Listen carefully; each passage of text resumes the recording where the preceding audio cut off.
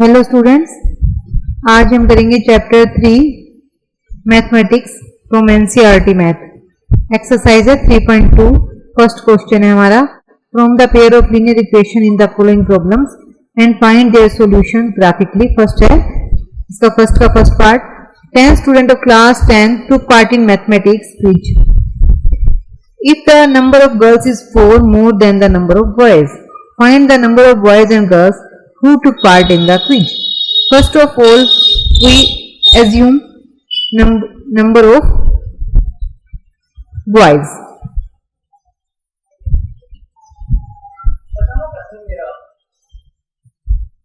Let number of boys is equal to x. अब यहाँ में बताया गया है कि number of girls is 4 more than number of boys. तो नंबर ऑफ बॉयज तो हमारा हो गया x, तो नंबर ऑफ गर्ल्स कितनी हो जाएंगी?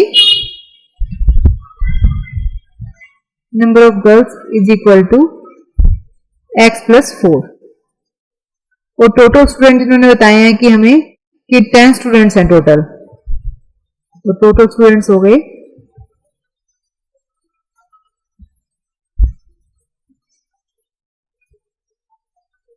is equal to 10। फिर according to question x plus 4 is equal to 10।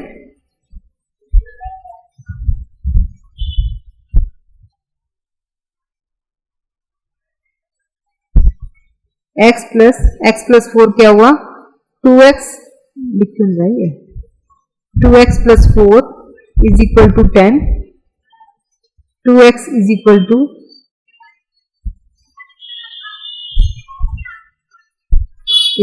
10 minus 4।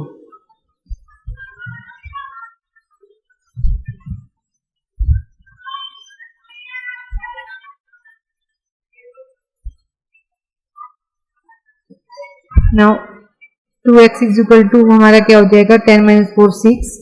x is equal to 6 divided by 2 3। तो नंबर ऑफ बॉयज हमारे हो गए 3 और नंबर ऑफ गर्ल्स हमारी हो गई 3 plus 4 is equal to 7। तो हमारा जो फर्स्ट क्वेश्चन है उसका फर्स्ट पार्ट कंप्लीट हो गया।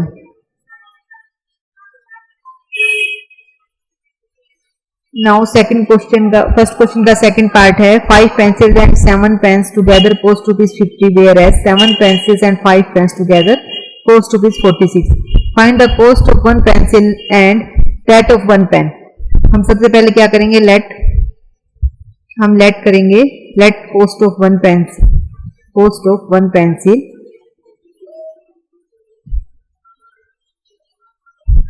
is equal to x rupees and cost of 1 pen is equal to y rupees। अब हमें बताया गया 5 pencils and 7 pens together cost ₹50। According to question 5x plus 7y is equal to 50। First equation हो जाएगी। और 7x plus 5y is equal to 46। ये हमारी second equation हो गई। हमें find the cost of 1 pencil and that of 1 pen, हमें ये निकालना है। तो हम क्या करेंगे? इन दोनों इक्वेशंस को हम सोल्व करेंगे। ये हमारी हो गई फर्स्ट इक्वेशन और ये हो गई हमारी सेकेंड इक्वेशन। अब हम इन्हें क्या करेंगे? दोनों को सेम करने के लिए 5 और 7 को 5 से मल्टीप्लाई कर देते हैं और 5 को 7 से मल्टीप्लाई कर देते हैं। मल्टीप्लाई बाय 7 और इसको मल्टीप्लाई बाय 5 कर देते हैं।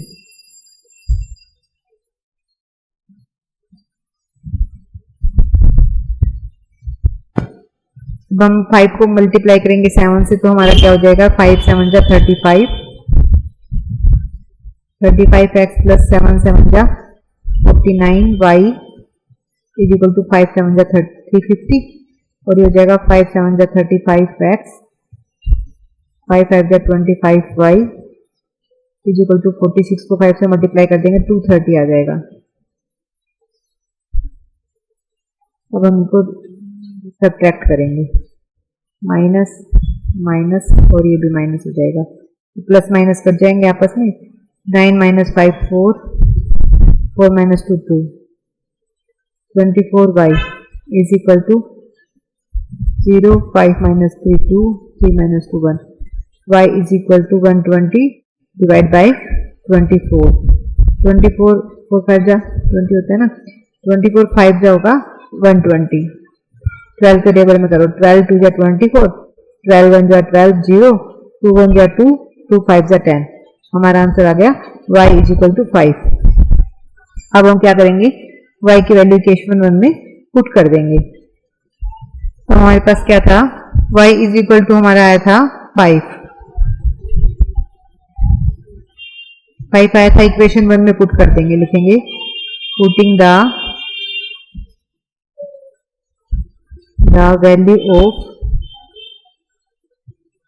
Value of y in equation 1। Equation 1 में हम पुट कर देंगे, ये हमारा होगा 5x plus 7y is equal to 50। 5x plus 7y का मतलब है 5 से multiply is equal to 50। 5x is equal to 50, ये 75 35 हो जाएगा, वहां जाके प्लस हो जाएगा। 5x is equal to 15, x is equal to 15 divide by 5 is equal to हमारा हो गया 3। x cost of 1 pencil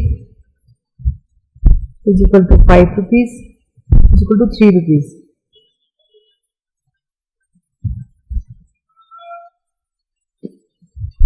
Cost of 1 pencil is equal to 3 rupees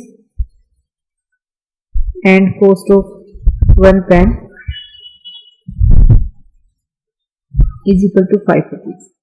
This question is complete now.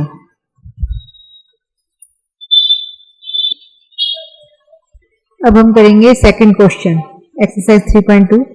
On comparing the ratios a1 upon a2, b1 upon b2 and c1 upon c2, find out whether the lines representing the following pairs of linear equations intersect at a point are parallel to coincident। First हमारा question क्या है, 5x minus 4y plus 8 is equal to 0, 7x plus 6y minus 9 is equal to 0। तो सबसे पहले हम इसको समझेंगे कि ये हमारे क्वेश्चन में भी बताना क्या चाह रहा है हमें। तो हम इसको लिखेंगे सबसे पहले 5x minus 4y plus 8 is equal to 0, 7x plus 6y minus 9 is equal to 0। तो जो हमें x के आगे वैल्यू दे रखी होती है वो हमारी a1 वैल्यू होती है। तो लिखेंगे a1 अपॉन में a2 is equal to b1 upon में b2 is equal to c1 upon में c2। तो ये जो y के आगे वैल्यू दे रखी है ये b1 b2 है और ये 8 और 9 हमारा क्या है, c1 c2 है। तो यहाँ पुट कर देंगे इनकी वैल्यू को, क्या हो जाएगा यहाँ पर हमारा 5 upon 7 is equal to b1 की वैल्यू है -4 अपॉन में 6 इज इक्वल टू 8 अपॉन में -9। अब इनको हम देखते हैं सोल्व करके। 5 अपॉन 7 है तो अगर ये कट नहीं है ना किसी भी टेबल पे और ये कट हो जाएंगे 2 के टेबल पे, ये हो जाएगा 2 2 जा 4, 2 3 जा 6। ठीक है, तो अगर हम इसको देखेंगे तो क्या हो जाएगा, ये 5 upon 7 is equal to -2 upon 3 is equal to 8 upon -9। ये इसके इक्वल नहीं है ना, ये इसके इक्वल है। ऐसे केस में क्या होता है, जब हमारा a1 upon a2 not equal to b1 upon b2 होता है, तो आगे का इक्वल टू हो या ना हो हमें इसको नहीं ध्यान देना होता। तो हम इसको कहेंगे इंटरसेक्टिंग लाइंस। क्या कहेंगे, इंटरसेक्टिंग लाइन।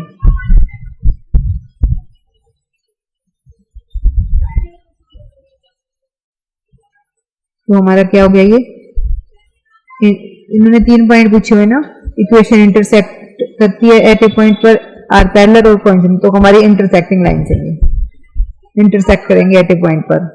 अब इसका सेकंड पार्ट,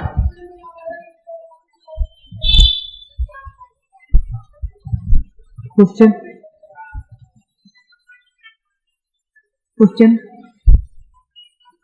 कैसे लिखेंगे 9x प्लस एंड इसका सेकंड पार्ट है 9x plus 3y plus 12 is equal to 0, 18x plus 6y plus 24 is equal to 0। तो सेकंड पार्ट हमारा क्या कहता है, अब इसको देख लेते हैं। 9x plus 3y is equal plus 12 रद्द करना है।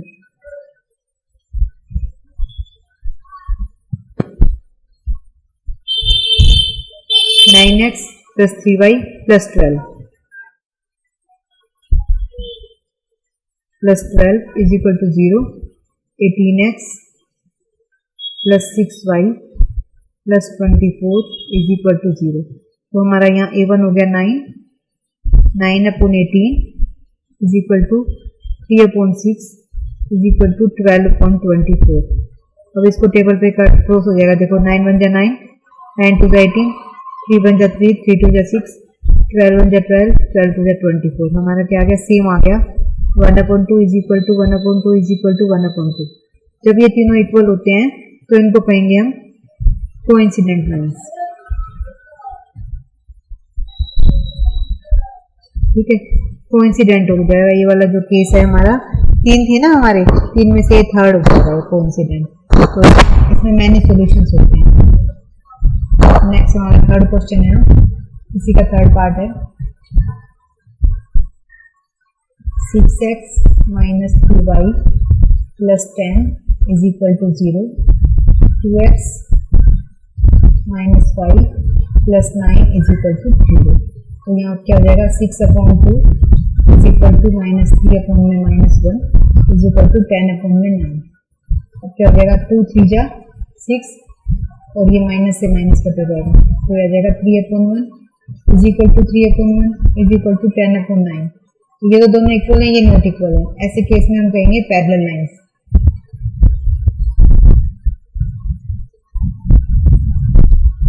पैरेलल लाइंस और नो सॉल्यूशन होता है इसका। हमारा ये सेकंड क्वेश्चन भी अब कंप्लीट हो गया है। थर्ड क्वेश्चन में हमसे पूछा गया, इन comparing the ratios a1/a2, b1/b2 and c1/c2, find out whether the following pair of linear equations are consistent or inconsistent। तो जो हमारे 2-3 सॉल्यूशन है उनमें से एक तो पैरेलल है, तो पैरेलल में तो कोई सॉल्यूशन ही नहीं होता, तो इनकंसिस्टेंट हो जाएगा।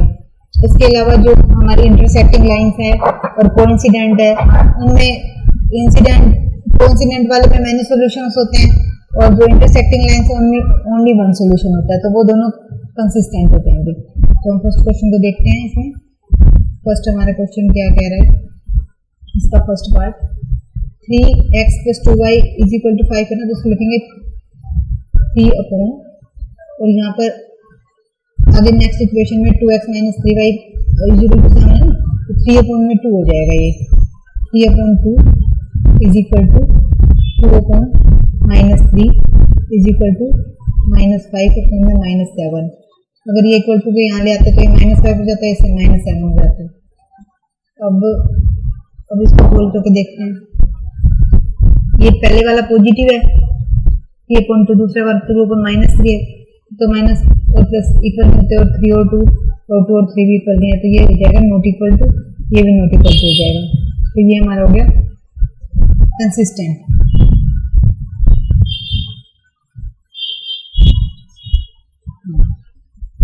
कंसिस्टेंट हो गया ये हमारा।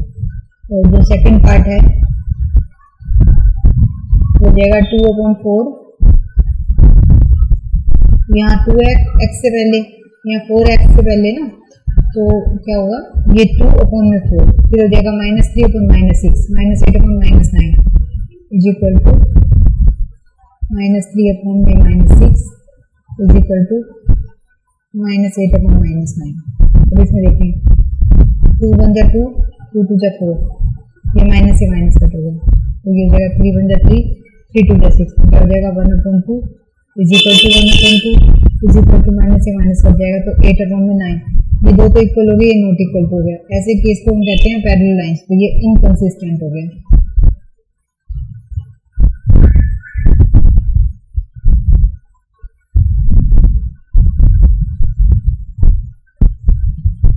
इसका थर्ड पार्ट करते हैं।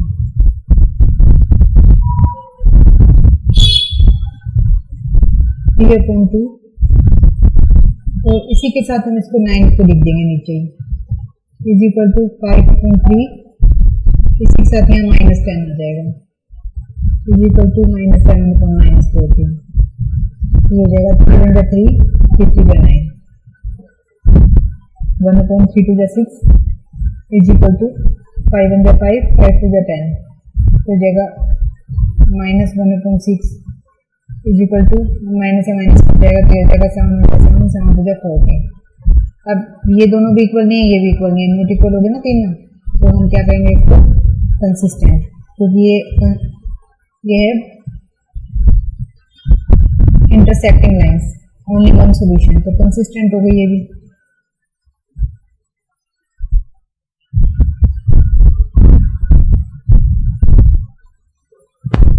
और इसका फोर्थ पार्ट क्या कह रहा हूँ, फोर्थ पार्ट है 5 - 3y इज इक्वल टू 11, तो फोर्थ में हम क्या करेंगे,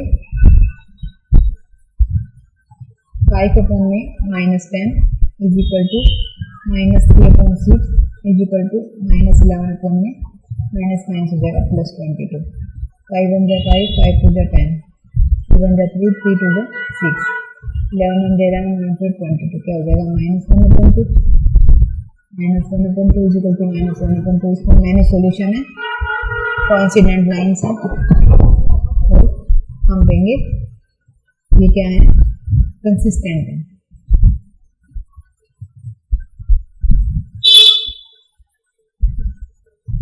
और फिर 4/3 into 2, 2/3 is equal to -8/-12, तो ये हो जाएगा 2/2 2 to the 4, क्या होगा 2/3 is equal to 2/3 is equal to 4 to the 8, 4 3 the 12, minus से माइनस कट जाएगा, ये भी 2/3 हो गया, ये भी सेम सिचुएशन है इसमें भी, तो कंसिस्टेंट हो जाएगा।